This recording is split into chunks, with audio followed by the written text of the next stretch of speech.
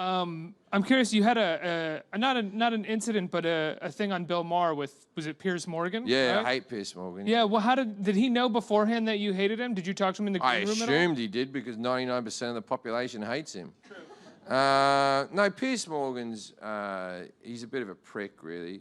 And the thing is, we both have the same opinion on guns. I think he always got a little pissed off that I was the other foreign guy who was talking about guns in America, so he had a chip on his shoulder or something. But he had said some things on Twitter about me or what have you, and we'd had little Twitter arguments. He did? I didn't realize that was a part of it. I know this is way beforehand, and we'd never met. And then I was doing the Bill Maher Show, and I put out the most sort of bland tweet ever that was like, hey, everyone, I'll be on the Bill Maher Show tonight. Please watch, you know, whatever. And then he sent me a message underneath that said, I'll be sitting 6 feet away from you. Bring your A game. And I thought to myself, if I get one opening with that cunt, I'm going to take it. And I did. I did, and I just gave him the finger and told him to go fuck himself.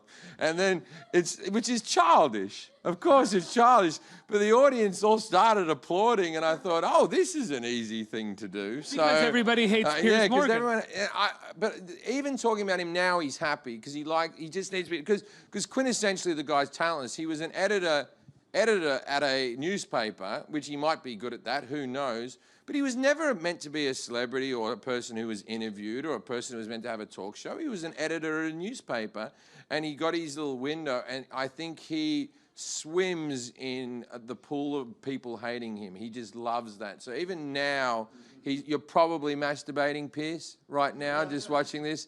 Probably jacking off to yourself, you fucking low-life prick. Anyway, so what do you...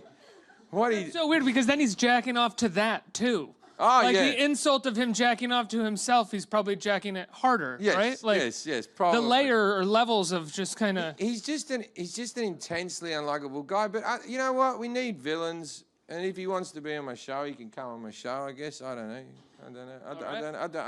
I don't.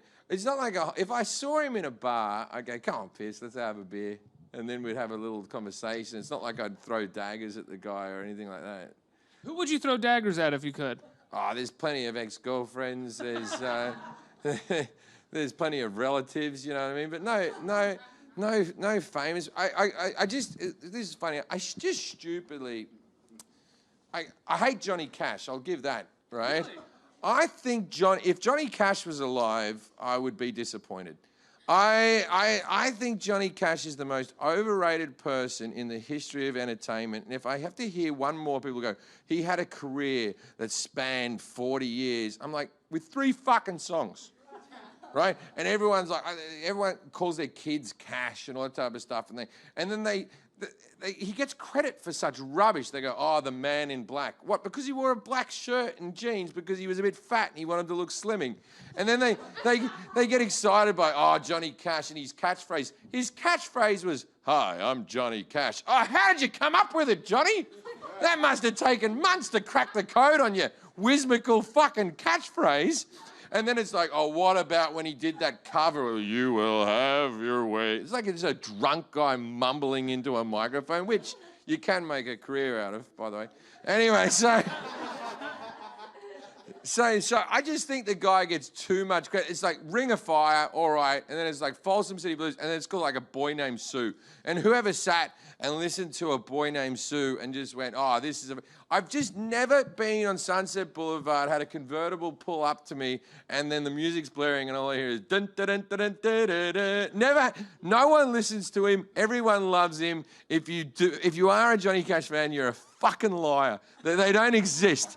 You have your T-shirt where he's given the finger and go, oh yeah, cutting edge. The guy was useless. Anyway, that's what I should have said in an interview I had recently. I was doing an interview with, and I'd like to apologize because the interview is coming out, so I feel like this is a good time for me to apologize about this. They said to me in an interview, who do you dislike most in entertainment? This is for Playboy, just a print interview. And I could have said Piers Morgan or Johnny Cash, and you know, Piers Morgan already hates me. Johnny Cash is dead. He's not going to do anything. And I thought they would have been good answers. but for some reason I attacked Josh Gad. Now, I really don't have anything particularly against Josh Gad. When he's in a movie, I'm not excited or whatever. I think he gets far too much press because he was good in the Book of Mormon. My problem with Josh Gad is that somehow he always figures out how to sing in a movie. He could be in any movie. It's got to be in his contract where he goes, and I get to sing a song. The movie Pixels with Adam Sandler, somehow he gets to sing. He could be in the movie Sophie's Choice, and Josh Gad would figure out a way to sing a fucking song, right? I think it's funny you've seen Pixels. My son loves the movie Pixels.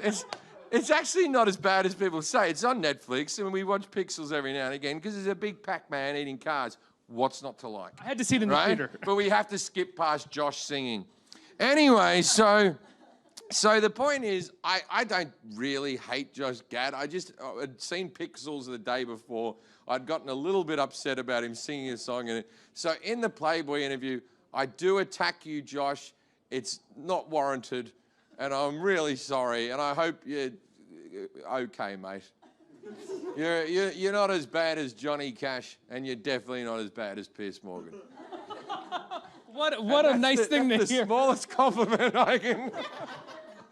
But the thing is, I'll probably bump into him. He's probably the nicest guy in the world. Like, who picks on Josh Gad?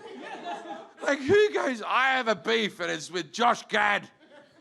It is also such a weird, I mean, to say that you're not as bad as Piers Morgan is like, oh, I get that, but then to be like, you're not as bad as Johnny Cash. Very few people are going to understand that because everybody loves Johnny Cash. No, they don't. They just think they love Johnny Cash. Exactly. Name me 6 Johnny Cash songs. I cannot name you five of those would probably be covers. Yeah. Because and 40 years. What the fuck were you doing, Johnny? What did you do with all that time? Now, right now, in this audience of 20 people, there's someone who's outraged. They're just going, no, and then he wrote this. Blah, blah, blah, blah. Go home, listen to Johnny Cash. I've never been able to get through a full album. I've tried. I can't. I don't know if he has a full album. I don't know if you could put enough tracks on to make a full album. I think you'd run out, you go, we got 4 albums, we got 4 songs, that's Johnny done.